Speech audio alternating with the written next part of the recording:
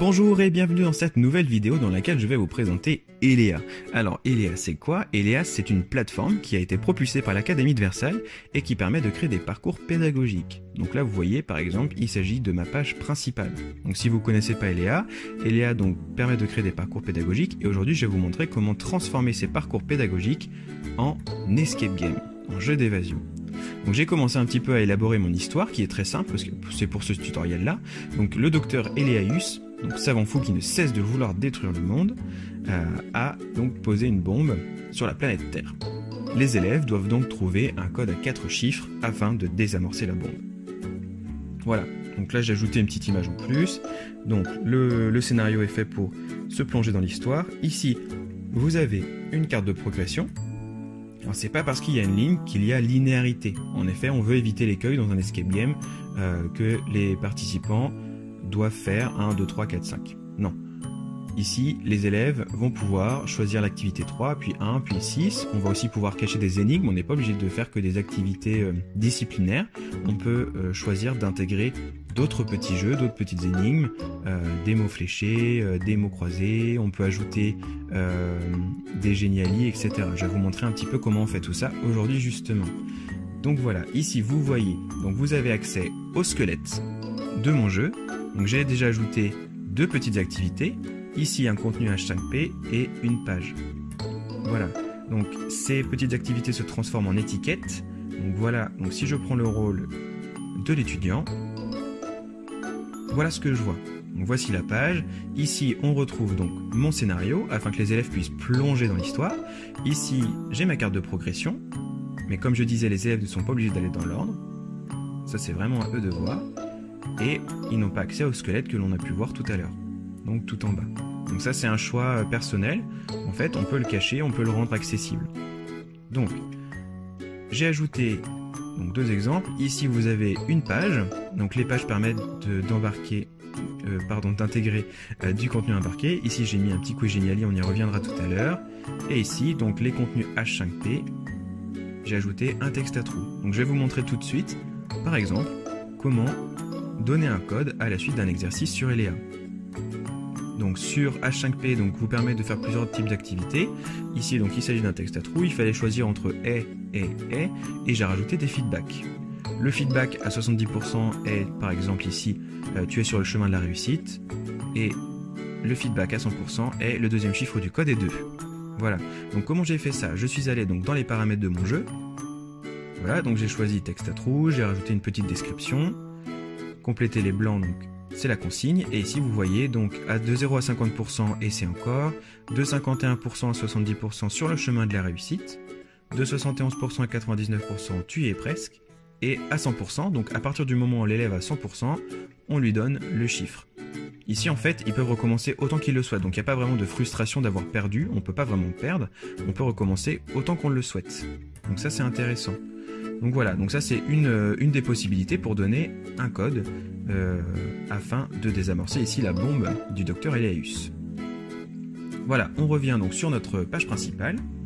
Voilà, on est toujours dans le mode édition et je vais vous montrer donc les activités et les ressources qui sont donc disponibles sur Elea. Voilà, donc vous avez plusieurs petites choses, donc là on est dans le mode avancé, vous avez atelier, base de données, les cartes de progression si vous voulez en rajouter une, donc ça c'est si vous avez par exemple une base vierge. Ici donc vous avez les contenus interactifs, devoirs, feedback, vous pouvez rajouter donc GeoGebra, Hot Potatoes, les jeux du millionnaire, les jeux d'appariement, vous avez plein de petites choses. Alors devoir ça peut être intéressant par exemple à la fin du jeu de donner donc aux élèves le devoir, par exemple je sais pas, donner le mot de passe que vous avez reçu après avoir désamorcé la bombe. Le feedback peut être intéressant pour avoir un retour sur les émotions des élèves. Donc ça c'est dans ce qu'on fait en classe. Donc retour sur les émotions, sur ce qu'on a appris. Ça peut être des questions spécifiques afin de savoir si l'élève a bien compris l'enjeu du jeu justement. Et c'est comme ça en fait qu'ils vont apprendre justement du jeu. Donc avec retour, qu'est-ce qu'on a vu, etc. Ici donc vous avez page, donc par exemple vous l'avez vu tout à l'heure avec mon quiz Géniali, il s'agissait d'une page dans laquelle j'ai intégré un Géniali. On peut aussi intégrer d'autres choses, on peut intégrer des Learning Apps, on peut ajouter des Log Keys, voilà. Donc tout ça c'est intégrable dans la plateforme Elea et se transformera en petite étiquette. Les contenus interactifs, donc c'est un petit peu comme Learning Apps. Donc si vous connaissez Learning Apps, c'est la même chose, sauf que c'est un petit peu plus sophistiqué. Vous avez notamment plus de choix. Et donc par exemple, vous avez les textes à trous, les questions à choix multiples, vous avez donc des vidéos interactives, vous avez la dictation. Donc tout ça c'est dans le mode avancé. Voilà. Donc aujourd'hui, ce que je voulais vous présenter principalement, parce que je peux pas tout vous montrer, donc c'est la vidéo interactive. Donc je commence par aller dans mode avancé, je clique sur contenu interactif, j'ajoute un contenu. Voilà, on commence par mettre une description. Donc ici, moi je vais mettre la consigne, donc regardez la vidéo et répondez aux questions afin d'obtenir un chiffre. Voilà, consigne claire, simple, précise. Ici donc je choisis mon activité. J'ai toujours un peu de mal à trouver. Alors il y en a beaucoup, hein. Vous voyez, vous avez des colonnes, vous avez donc déplacé les mots, vous avez les tests de personnalité, vous avez des quiz, vous avez des memories. Voilà, donc il y a plusieurs petites choses. Nous, ce qui nous intéresse, c'est les vidéos interactives.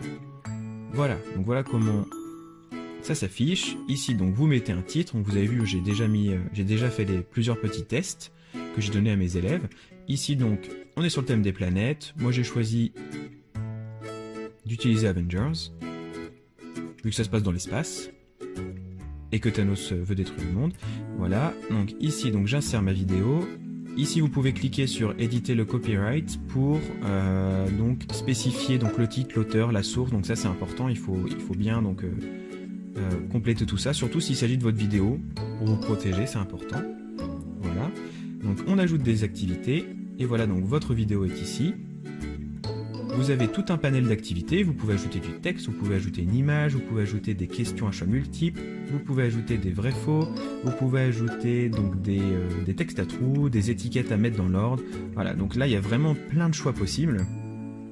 Et vous allez voir donc vidéo interactive permet plein de petites choses à partir du moment où on sait où il faut aller. En fait. Donc ici je fais pause, je vais ajouter ma question à choix multiples. Voilà, donc je veux qu'elle s'affiche en cadre et pas en bouton. En fait un bouton, il y a un petit bouton qui s'affiche, il faut cliquer dessus et là ça s'affiche. Moi je préfère que ça s'affiche en cadre, au moins les élèves le voient en grand. Ici la page d'apparition, donc ça va apparaître à la seconde 4 et ça va disparaître à la seconde 10. Donc à la 10e seconde, le cadre va disparaître. Donc ça faut vraiment faire attention parce que si vous mettez plusieurs questions à la suite, il ne faut pas que cela prenne trop de temps avant que le cadre ne disparaisse. Voilà. Donc on va poser notre question, donc à qui appartient ce casque. Voilà, on ajoute, donc ici ça dit question mais en fait il va s'agir de nos choix multiples. Dans un premier temps on va mettre Thor, donc on va pas mettre réponse correcte parce qu'il ne s'agit pas de notre réponse correcte. On va mettre Iron Man, donc là il s'agit de la réponse que j'attends. On va ajouter une autre option, donc là vous pouvez en ajouter autant que vous le pouvez, autant que vous le souhaitez surtout. Captain America. Donc déjà ici, dans les feedbacks, vous pouvez, comme je vous l'ai montré tout à l'heure, ajouter un code. Ici, donc dans les paramètres comportementaux, bien sûr, il faut laisser le bouton recommencer. Soit vous choisissez d'activer le bouton afficher la solution ou pas. Ici, il s'agit d'un QCM, donc très clairement, on peut le désélectionner. Ça, c'est vraiment à vous de voir si vous voulez afficher la solution ou pas.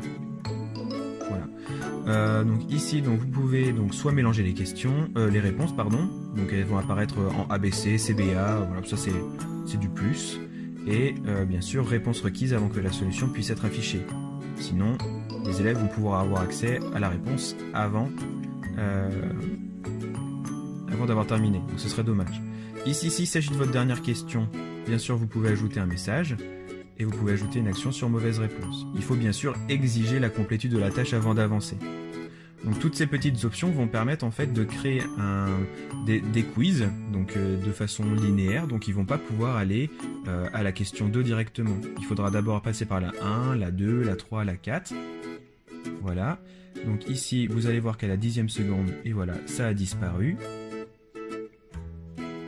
Et je vais rajouter une autre question, donc juste pour donner un deuxième exemple. Donc ici, très bien, je vais ajouter une activité de texte à trous. Voilà, donc même chose que tout à l'heure. Donc je veux qu'elle s'affiche en cadre.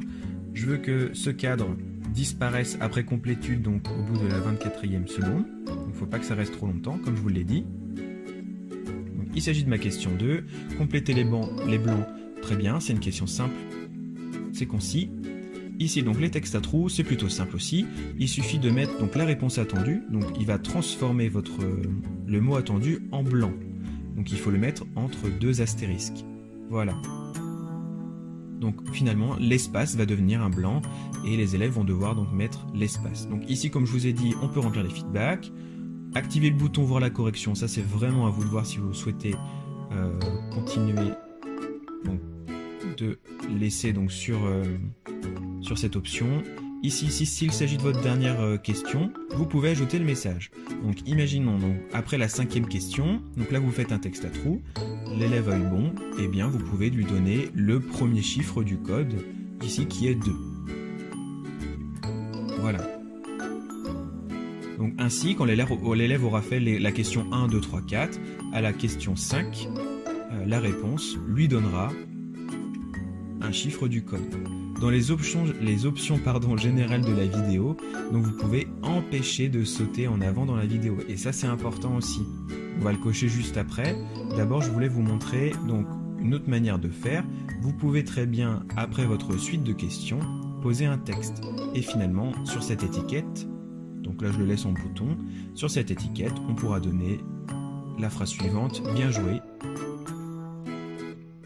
Le premier chiffre du code est 2. Donc vous le mettez dans l'étiquette ou bien dans le texte. Là c'est vraiment l'étiquette du bouton, donc en fait si on clique sur le bouton je pense qu'il ne se passera rien. Vous pouvez choisir l'un ou l'autre, ce n'est pas très grave. Voilà, donc on va empêcher de sauter en avant dans la vidéo. Les élèves ne pourront donc pas aller au texte directement. Ils ne pourront pas aller à la question 5 directement pour avoir accès à la réponse, ce qui serait quand même dommage. Ici dans les réglages courants, il va falloir qu'on rende disponible l'activité mais qu'elle soit invisible sur la page de cours. Sinon les élèves ils verront l'activité en bas. Donc voilà, mon activité s'est affichée en point d'interrogation puisque je ne l'ai pas encore faite. En fait, dès que vous commencez, même si vous testez cette activité, elle va se montrer en petit tic, donc en petite mouette verte, comme si vous avez fait l'activité. Page, donc comme je vous le disais tout à l'heure, les pages donc, vont vous permettre d'intégrer des contenus externes dans votre parcours pédagogique. Donc ici,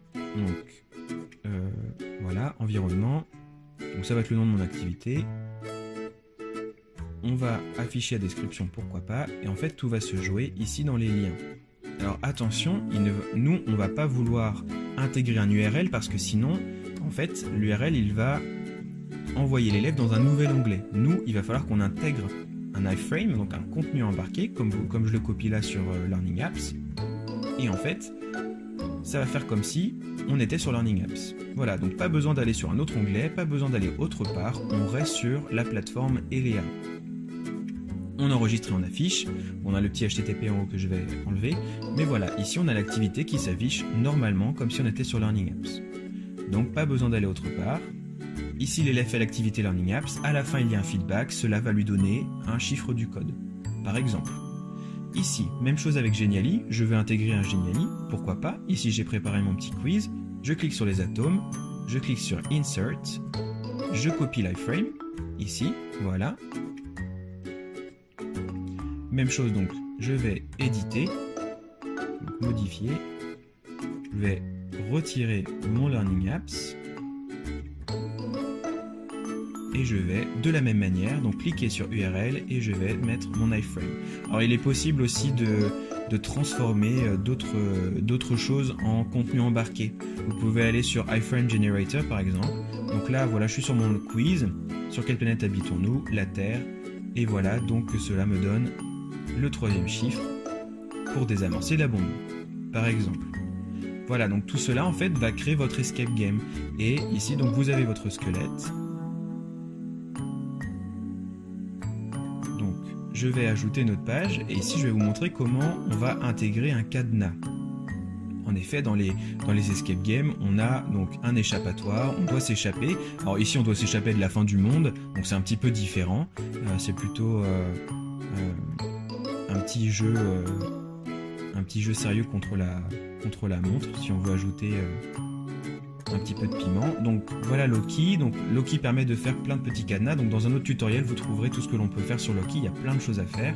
Donc je clique sur un texte. Voilà. Donc ici, je veux que s'affiche la bombe a été désamorcée. Voilà. Donc c'est aussi simple que ça. Ici, Loki va créer donc un iframe, comme je vous le montre depuis tout à l'heure. Vous pouvez l'adapter en largeur, sans pied de page ou avec un arrière-plan transparent si vous le souhaitez. Je copie et de la même manière, je clique sur lien, je colle, je crée le lien et voilà mon cadenas qui apparaît. Voilà. Donc après, c'est à vous de voir dans quel sens vous voulez que les activités apparaissent. Si vous voulez que le cadenas apparaisse donc en position 3 et comme ça fait un petit peu la fouille que l'on peut retrouver dans les escape games. Donc ça peut être intéressant aussi. Donc je prends mon rôle d'étudiant et ici, alors il y a ma carte de progression et comme vous le voyez, il y a mes deux activités en bas qui apparaissent parce que j'ai oublié une petite chose, c'est de les rendre disponibles mais faire en sorte qu'ils n'apparaissent pas sur la page de cours. Donc par rapport au suivi, donc si vous avez des contenus H5P, vous allez pouvoir voir donc les statistiques de réussite ici dans le suivi. Si vous avez par contre des contenus embarqués tels que Learning Apps, vous n'aurez pas accès au pourcentage de réussite ou combien de fois ils ont essayé avant d'avoir réussi. Donc c'est le seul côté un petit peu dommage, mais bon, après c'est rien de très grave. Donc je réactive mon mode édition, voilà, et cela va me permettre donc de faire disparaître par exemple mon activité environnement ici que j'avais mis, donc réglage courant et rendre disponible mais invisible sur la page 2. Voilà, j'espère que cette vidéo vous aura plu et que vous aurez compris un petit peu plus comment fonctionne Elea et surtout comment créer un escape game pédagogique sur la plateforme Elea qui vous permet plein de choses. Voilà, je vous souhaite une très belle journée à tous. Au revoir.